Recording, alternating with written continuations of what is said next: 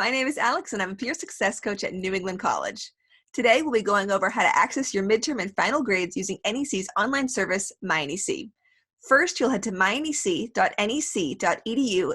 Now you'll just go ahead and log in with your NEC ID and PIN. If you need help getting this set up, contact advising2@nec.edu for assistance.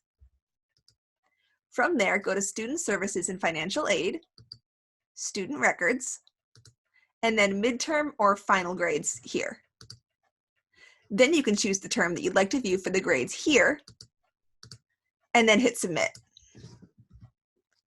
And your midterm or final grades will pop up here. Keep in mind that not all courses have midterm grades, and if there's one or more missing, one has not been assigned by the instructor. You can also change the term you're viewing here if you'd like to view the grades of past semesters. To change between viewing midterm or final grades, you can head back to the original menu by clicking on Student Services and Financial Aid here at the top, then Student Records, and then choose midterm or final grades here. That's all for now, and I'll see you on campus.